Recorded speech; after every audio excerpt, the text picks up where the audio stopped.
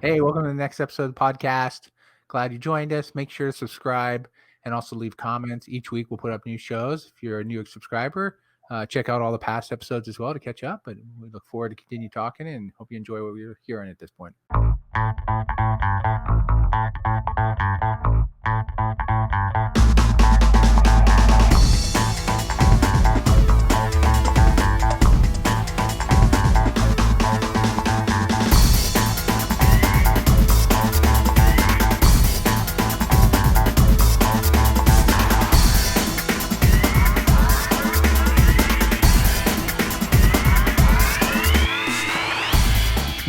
Talk about, and there was no new shows because we haven't really caught up on anything new that I'm aware of, unless there's something, Mike, you want to share that you've seen that we should be aware of. Any new documentaries you watched this week, Mike?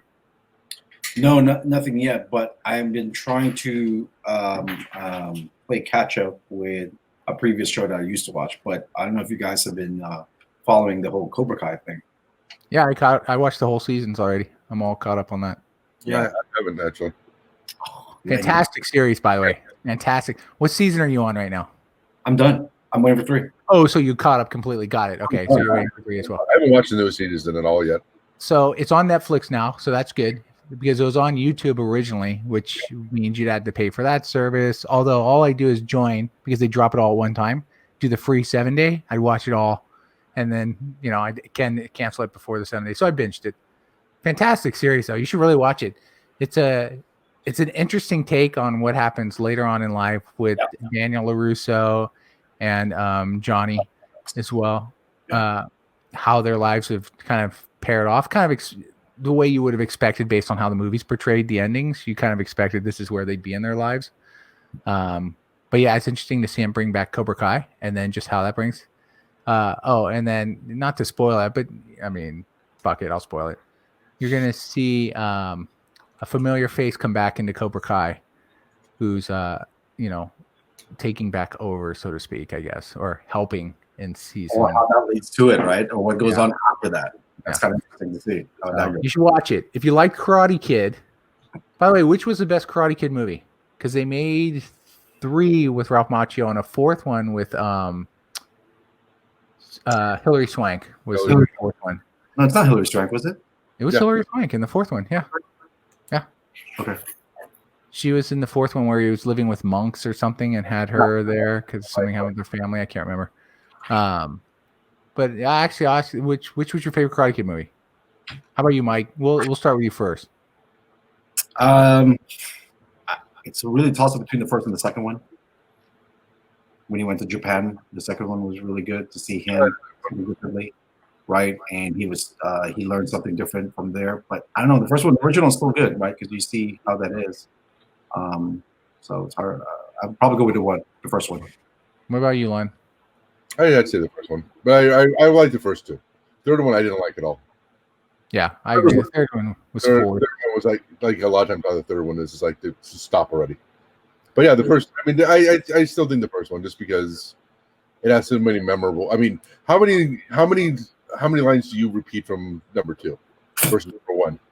Oh, everything, dude. Sweep the leg. Yeah, put him in a body bag. Yeah. But I mean, just all the memorable scenes are still from the first one. I mean, the fight scene at the end, right? From the first one, Wax On, Wax Off. That was so popular, right? So, I mean, I still like number 2 though. Yeah, but number 1 is still a classic. You gotta watch it, Len. You gotta watch that series, dude. Get caught up. Yeah. I mean, you could literally just watch. Although I would say watch the second one if people have never seen the first 2. Watch them both before starting the series, because in season 3, elements of the second one are going to come into play. Yeah. So it's important to see that. But yeah, the mine was always the first one. I mean, it's classic lines that you can always say. Like, I don't have any classic lines to your point from the second one I can think of. Right. All the classic lines are from the first one. He does all the scenes. Yeah, stay on the floor, right? Wax on, wax off. Exactly. Rubbing his hands together and then basically resetting his shoulder was fantastic. Yeah, and he was. But the fight scenes were the best ones in the tournament. That was the best stuff. It's like, you got a problem with that? No, sensei. No mercy. Execute. Yeah. Kreese was awesome. Execute. Fantastic guy. Yeah. He's good. He's good. But in the second one, I liked it a lot because they went to Japan, which actually was filmed in Hawaii, but they went to Japan, and that was pretty cool. That whole storyline was good, so I'm interested to see how that comes in. Did either one of you guys watch How I Met Your Mother, the TV series? I watched some episodes. I didn't catch all seasons, but I caught some of You them. watched, so there is a scene where Barney, it's his, I think it was his birthday, but Ralph Macchio comes there, and you know, but he looked at Karate Kid as the opposite. That, you know, Cobra Kai was actually, you know, in the right, that it was an illegal kick and all that. So, but then if you get a chance to watch if you go to YouTube, look it up, because there's the scene where he's like, what's the actor's name who plays Ralph Macchio? No, the other guy. Is he the one who has hair? Are you talking about the bad guy who played Johnny? Yeah, the guy who played Johnny. He basically is there, and he's wearing a clown costume. Yeah, something like that. It's in my head, but I cannot remember. So like the scene goes is like, you know, they do this whole big birthday thing for him, and Ralph Macchio's there because Karate Kid is his favorite movie. But again, he actually thinks Johnny's the hero and not Ralph Macchio is the hero. And at the end, the actor is there and, you know, takes off this clown costume and it shows his uniform underneath it. So it's just pretty fun. So if you get a chance to go to YouTube, look up that scene where, you know, Johnny and, you know, the whole Cobra Kai thing is with How I Met Your Mother. Nice. It's a really funny episode. Anyway, sorry. Fantastic. You guys don't know it, so then it's kind of fucking wasted. So anybody else has seen it, it's really funny. Nice. Yeah, no, so it's a good series. Check it out if you haven't seen it. But yeah, that's cool, Mike. I'm glad you caught up. At least we can talk about that a little bit. I've been caught up. What'd you say? I've been caught up. Didn't you just say earlier this week I caught up? No, I caught up with other series that I've been watching, not Cobra Kai. I've been caught up with Cobra Kai a long time ago. I think you're misleading us now. You're changing your story. No, I think you need to go back and listen to what I said. I said I've been trying to catch I up. can't fucking rewind the tape right now, dude. We can't. Rewind it later, and we'll show what you said. What I said, and you weren't paying attention. Oh, Jesus, he's freezing, dude. Here's that technology shit we talked about, right? Now all of a sudden, his face froze for a second there. Didn't hear what your last words were, but I'm just going to assume it was, you're right, JD. Thanks again. Exactly. So, real quick, I know we didn't talk about this before. We've mentioned it in the past. How about, we've always talked about, I guess, shows, more specifically, shows based, or movies even for that matter, based off of books that started off with good intentions. So this would either be TV series that went for a while or a movie that had multiple sequels, like Lord of the Rings or something like that, right? That ended up not finishing off well, either because they went a different path or the source material was not complete. In the instance of Game of Thrones, you know, I'm curious, you know, can you name any series other than Game of Thrones? Is the first one that comes to mind. That was a complete fuck up in the final season. But especially since the author has talked about, no, I'm doing things totally different. And this way, this was not done that way. So he's already contradicting the show's ending, which is good because no one liked it anyway. Nobody in this room right now. Nobody that counts, actually. How about And I'm that? the only one in my room right now. So nobody in this room. Right. So nobody that counts. I just got that from Dick. Yeah, exactly. He's paying attention. Yeah.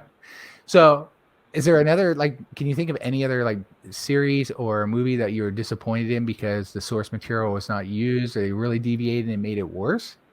Not so much, because there have been movies that have been made where they did, like Ready Player One, I think was relatively well done. They updated some of the stuff, which the author was fine with from what the book was. There were some elements that they went a different route, which I wasn't a fan of, but overall I thought it was a good movie. It didn't, wasn't bad. But any other movies you can think of? Because I can think of plenty of Tom Clancy movies. I was just about to say Patriot Games. Well, how about Clear and Present Danger? Present Danger, yeah. Was it Clear and Present Danger, that one that I got up and walked out? Well, that was the one you made a loud fucking comment during the middle of the the beginning of the movie. That's not what fucking happens in the book. Like, really? It was Yeah, it was Clear and Present Danger. It wasn't Patriot Games. You're right. Even though they did change Patriot Games, Clear and Present Danger that's the one that we saw in the theaters. Yep. And I was a huge Clancy fan. I mean, I reread one of the few authors I went back and reread his books because you found out different things as you reread them. But yeah, that one I was visibly and audibly pissed throughout that whole movie. I don't think I watched. I left about halfway through, not even halfway through. No, we stayed the whole movie, dude. I I was didn't with you. We stayed the whole movie. I didn't stay. Yeah, you did. Then it must not have been Clear and Present Danger then. Whatever. Wow. Maybe it was Sum of All Fears. I never watched that one because I knew they screwed that one up big No, time. I didn't watch that one. I used to. One of my favorite books of all time, and there's no way I could. That's changing it, but that's like okay. Who here likes or has watched Avatar: The Last Airbender? Oh no. The movie? Yeah. Okay, the series. The reason why I didn't watch it is because immediately when it first came out and critics gave note, I knew not to watch it. It's a So complete sham. the cartoon series, Avatar: The Last Airbender, the first one, is probably one of the greatest series of all time, in my opinion. I mean, it's in terms of TV series. Mike, if you haven't watched it, I highly recommend. Your kids will love it, and I think you would love it. JD, I mean, do you agree that I think Mike would really get into it? Yeah, but it's honestly one of the best series ever. I mean, it's not anime. It is not an American cartoon. It's a hybrid. Actually, I think all the animation is done in Korea. So, but just the character arcs in it. It was a great series. I mean, we still rewatch it in my house. I mean, it's incredible. But M. Night Shyamalan and Ding Dong. Wow. Made the movie, and it was Garbage. I mean, garbage isn't even the right word. I mean, he deviated from the source material so much and put his own take on it. It's literally not like if you look at Rotten Tomatoes, I think it has a 0 rating almost. It was so horribly done. I mean, it's bad beyond belief in terms of the movie. The movie's bad itself, especially if you like the source material. So yeah, I think for me that would be the one that deviates from source material, and is probably the worst translation ever of anything. Even worse than the Clancy one. That Avatar is definitely the absolute worst. I've heard that. Everybody said that. Anybody who's ever watched the series all say the same thing. So yeah, we brought your son there, and everybody was pissed. Yeah, exactly. That one we actually did. The boys actually didn't want to finish watching it. They were. Yeah, that movie was terrible. That was one of the movies that me and Sabrina we watched with her family too, and we said this is a waste of time. This was a waste of money that will never get back. Horrible. That's one that they could come back and remake, and people will be interested. If Yeah, they Well, do. they're remaking it. They're putting it up on Netflix. Netflix is doing a remake, but the creators ended up quitting because they didn't like the direction it was going in. Oh, So yeah, so that's just another strike against it. got it. That's The interesting. movie itself, or are you talking about the series on Netflix? The live action, I think it's a movie. I don't think they're redoing the whole series. I think it's the movie. Oh, That's so a they're big doing a one. whole new movie off of it, and the creators already quit. Yeah. Oh, so it's gonna suck. Got it. That's probably How gonna about, suck. how about you, Mike? What about you? What do you got? Okay, Mike. And the thing is, they're kids, but they're trying to sexualize it from what my sons has told me.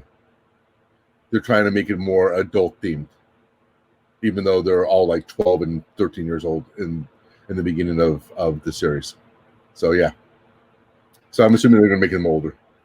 But Okay, anyway, Mike, your thoughts. How about you? What any movie or TV series that you'd read a book on that you weren't happy with how they transitioned it over? No, not really.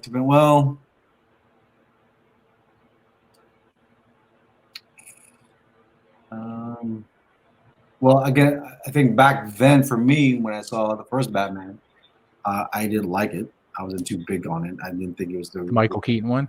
Yeah, I wasn't too big on it. Right, and then back then, my point of view was different on how I view movies, how I read comic books, and stuff like that. Right, it was a completely different view. So for me, at that point, it was like, right. But now that I've gotten older, my views have changed to a point where I'm trying to see what their point of view is, how they're interpreting it. So, right, if they deviate from the books or whatever it is, I just want to understand, okay, so what's your view on this? Like, why did you interpret it this way? I'm trying to capture that. So I see things differently. So that's why there's certain shows or movies that I look at it like, okay, well, why did you go that route? What's the difference from here? And if they're not going fully through the books, and a lot of TV shows don't go exactly the book depending on what they are, right? If we had to talk like Game of Thrones, right? And a lot of the books was not completed, but they went in a different direction, right? So for me, and we could talk about this because I know a lot of people were, saying they weren't happy with the way Game of Thrones ended. And I probably one of the few that says like, I thought it was okay. It was good. It ended differently than maybe it was supposed to. Like, we don't know how the books are supposed to end. So, what are we supposed to pick up from? To your point, you didn't read the books though, right? Have you read any of the books? But that's my and that's fine. I think that's where it helps, right? When you have no preconceived concept of how the story should go, it probably would have been more enjoyable, right? Yeah. I still probably wouldn't have liked how they ended it, at least in certain instances. I would have enjoyed it a lot more. I'll take that. But that's the thing. Again, like I said, right? My interpretation, and this is me, my personal interpretation is like, and you're right. Maybe it's because of reading books, you might be tainted in what your envision is to what you're supposed to see and how it ties into it, right? But my envision, when I see those things, like, what are they trying to tell? What story are they trying to tell from us? Where are they going with? What's the storyline, how they made things differently, and that's absolutely fine because I'm trying to envision their picture, right? And at the end, what I saw consistently from my point of view from the beginning of Game of Thrones was like, you have no idea what's going to happen. That's the whole focus of it, right? Especially going into this, if you never read the stories or anything, you don't know what's going to happen. Anything, what you think is a hero could not be a hero. When we first learned about Jaime Lannister, right? When I first watched it, like, I hated him. Then all of a sudden near the end, it's like, I liked him. Right, and how things changed for every single character was different, and so that's what I enjoyed about it because it was always different, right? You never knew what to expect at the end, and so for me, in my perspective, storyline wise, they stayed consistent with that, where you never knew what was going to happen, where they were going to go, what direction there was going to be, if it was going to be a pleasant ending or not, right? How it turned out. But see, for me, I think. I got the feeling that they were trying to be contrary for the sake of being contrary, not for the story arc. That there's some parts of the story arc that I understood what they were trying to do, like you said, subvert expectations. But to me, it felt like how Star Wars did it, like how, especially when you get into like Last Jedi and that type of realm, where they were doing these things for the sake of making it different. Not because it actually made sense to the story or because it became a good storyline, but because when I watched Game of Thrones, yes, I understand what you're saying. I just don't think that they executed it well. Going back to your execution, like that. But but honestly, I think that there's a lot of times where people will say that and then you'll see that, but you're like, yeah, but I just didn't think that he did it well. Like I said, there's like with Jaime Lannister. I mean, I liked his arc all the way up until like the last season or two, where I think they kind of forced it to have a certain ending, with his sister and everything. Where I didn't think that. I think that they could have went in a different direction. I think that they didn't really complete his arc very well. And Tywin and his arc, I thought, went horribly wrong the last season or two. Well, actually, the last 2 or 3 seasons.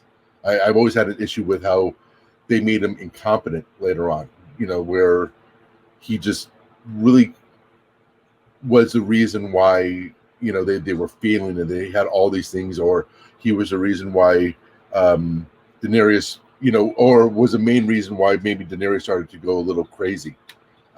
It's because of all his failings and what she had to kind of turn into to help her win the throne.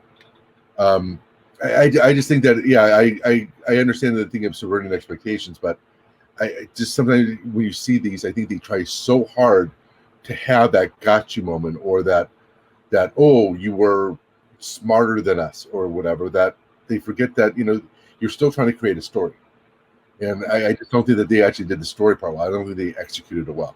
And there's a lot of times that happens. Like, you guys didn't watch it, but How I Met Your Mother. For people who watched it, they forced the ending to be what they originally wanted it to, even though the story, the the story lasted a lot longer than they expected, more seasons. But if you watch the series, the ending was horrible. Like most people I'll didn't point out like. that's a really long bedtime story that father was telling his kids. Right. Yeah.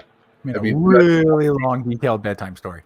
But I mean, the ending, if you look at it, they forced the ending to be what they originally wanted it to be. Even though the story arc, because it went on longer than they expected, it didn't really make sense to a lot of people who watched it. And most people, there are people who like the ending that they came up with, yes, but I think a majority of people who are fans of the series and who watched it, at the ending, the last season was horrible. And what's funny is they had the last episode, and then they actually had an alternative ending to the series that myself and a lot of fans of the show actually preferred over the one they actually showed. But you guys, since you guys can watch it, you wouldn't understand it. Exactly. But thanks for going and breaking that down. That was super helpful. Really was. And to Mike, your point about Batman, I agree with you. When I first watched it, I had a similar aspect because I didn't like the Joker. I just didn't.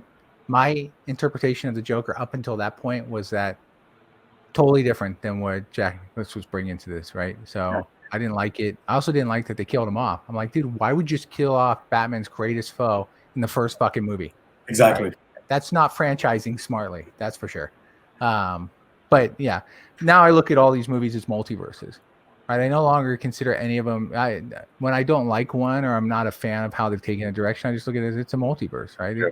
These different stories happen, whether you like them or not. They're gonna happen in different areas, and so when there's not one thing out there, I don't think there's a single ending to a movie or or a series that's universally loved. I mean, that's just the reality of society. You're always gonna have people who like and dislike how things are ended.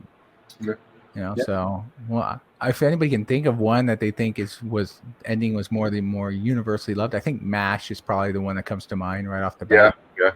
That people loved the ending. They did it right. I mean, the war had to end eventually, and the way they ended it was well done. Yeah. But I can't think of any others. That's the one that comes to mind. There are many, yeah. So that's my question to you guys. Is there supposed to be an ending that's supposed to meet your expectation, or is there supposed to be an ending that's supposed to, challenge you, right? So Well, isn't if it hits my expectation, that means I like the ending, right? If I like the ending, then it hit my expectation. are you looking for an ending that's going to everything comes together and it's going to make sense at the final piece, right? Or it's like that kind of thing. Or are you looking for an ending where it's just going to okay, wow, that's different, or it's challenging, or I don't think it matters to me. On to something else, right? Or it changes the way you see things, right? From your beginning point of view to the end. I don't think for me that it matters. I whether it meets my expectations or is different. I think it's irrelevant. I think it matters how well it's done, how well it's executed. You want to say that now? Fucking stupid. But no, what I mean is that I don't think. I go back to the thing that a lot of times, they try to be smarter or they try to push something too hard to either finish it up nicely so that you don't have any questions or that you have too many questions. That I think a thing like MASH, sometimes the simple endings are better. Where it's there's still things that are out there that I think sometimes if you want another episode, if you want to see what happens next, whether it's the next day or 5 years down the line or whatever it may be, I think that is kind of what I want. Is that if you're still vested into it, I think if you look at the Seinfeld ending, right? Probably, I mean, and it was planned to be kind of the stupidest endings of all time, but that definitely subverts your expectations. You didn't know what to expect for the ending of Seinfeld, right? But that was like a perfect ending almost, even though people didn't like it. But I think for their intention of it, it worked. But I don't think that I think that when it comes to these endings, that it just sometimes if you overthink it or you try too hard to finish it up or to wrap it up, either wrap it up perfectly or you try to just go in a different direction to like you said, to shock people, surprise people, whatever. That I think is when you get into it. But I think it's hard. I also think that it's not just the last episode, is how did you get there? There's also the last 3, 4, 5 episodes that would do it. But as an Avatar, go back to that series, I think that ended very well. I don't think anybody had any issues with how that series ended. Let me ask you guys this: the Dark Knight trilogy. Did you like how it ended? No, I didn't. But that's because I also didn't like the way they did Bane. It was completely wrong than how the character has ever been in the comics. Even in alternate comics, Bane has never been the way that it was portrayed in the movie. Right. So that was my whole downside. My downside. Now, Ra's al Ghul's daughter being one of the ones, that's fine because she definitely is part of this. So I liked the little twist there. I thought that was a good twist. I just didn't like Bane, and I also didn't like the way it kind of ended it out because I think Catwoman came in too late. They could have done more with her, right? They should have brought her in at least maybe the movie before or something to kind of set that up because she's such a big character. You can't just suddenly throw her in as like, well, I just met her. Okay, she's a thief. She's helping me. Now let's go off to Paris and fucking hide for the rest of our lives. You know. What about Robin? They never even had Robin. They never had Robin. They made hint that he could be the Robin. No, I agree, and that's what I mean. What about Robin? I mean, they don't have to have Robin. They basically made him Robin, right? Yeah, Robin's not. I mean, obviously. No, I'm just saying. Yeah, no, I know. From my standpoint, it's like I didn't like the ending. I think the second one was fantastic. Right, that was of the trilogy. The first one, Batman Begins, was great because it starts the whole thing. I actually liked it. I liked Liam Neeson as Ra's al Ghul. So I think that was fantastic. Having him die seemed kind of. I could have seen them bringing him back later in the series because in the comics, the Lazarus Pit always brings Ra's al Ghul back to keep him alive. So I could see that coming in. But in the second one was fantastic. I mean, Heath Ledger was just phenomenal as the Joker. So I think maybe in that sense, the expectations were too high. The movies had gotten better from the first one to the second one, and then you throw this third one in that's supposed to close it all out, and it just seems a disappointment. Right? The Bane was off; it just didn't work well. The breaking the back was consistent with the comics, where Bane broke his back. I get that. That was probably one of the few elements they did bring in. I just didn't like Bane. He didn't use a drug to supersize himself up because that's what Bane does. They just completely sidestepped that altogether, and it was just stupid. And his voice just killed me. I didn't like the voice, dude.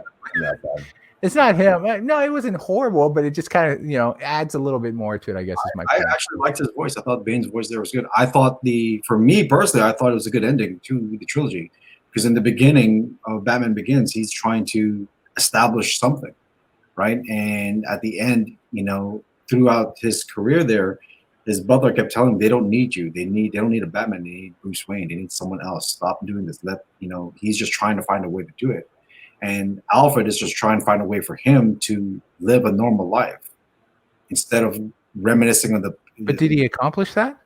Yeah, and that's what we see, right? When he's off with Catwoman. No, did he accomplish that as Bruce Wayne? No, he didn't accomplish any shit as Bruce Wayne. The city was in shambles, and he left. Always relying on to be the Batman. That's the point. And then remember, Dark Knight Rises, he was gone for 8 years for a certain amount of time, right? There was no more Batman, right? He was injured, and Bruce Wayne was in hiding too. That's what they were talking about. So he really took, he put himself in that position. And when he came back because of this new threat, it was a different scenario, right? Yeah, and the city had fallen to shit. So and you bring up a point because I've always kind of wondered the timeline. It seemed like he was only Batman for like a year. So for the whole trilogy, I'm not saying it's true. What I mean is that it seems like he was only Batman for about a year. So like he was Batman for maybe a few years or so. Like between Batman and the Dark Knight, he was Batman for more than a year. No, I don't think it was. I think it was only a year because he actually said it's like for the last year. No, last year because the mayor what he was trying to promote was different changes, right? And that's what they started utilizing for him. I think you're tying together at the end of Batman Begins. They show the card about the Joker, and you're assuming that all ties into that same period of time. Yeah, it doesn't. So that's why, but it doesn't. It's just a heads up that there's some guy out there. He didn't directly go out immediately looking. No, I know that. No, but what I mean is that I'm trying to remember the scene, but I think Alfred was saying something. There was an implication that it was like a year that he's been like over the last year. This has been happening, right? But that's I don't think Yeah, that it wasn't a lot of time. I agree with you there. I think it was at least whether it was a year or 3 years. I think that it just it's a short time frame. like it was way too short a period of time. So from that interpretation, what you're taking is that has he been Batman for a year, or is it they're telling you, well, from last year, from what we're doing is completely different. That doesn't tell us exactly how long he's been on Batman. Fine. Let's just say, but it wasn't that long though. If you want to say that's fine. Everyone's interpretation, Potatoes, right? tomatoes, okay? Potatoes, potatoes. It still didn't seem like he was Batman for a long period of time. Like definitely not more than like 3 years.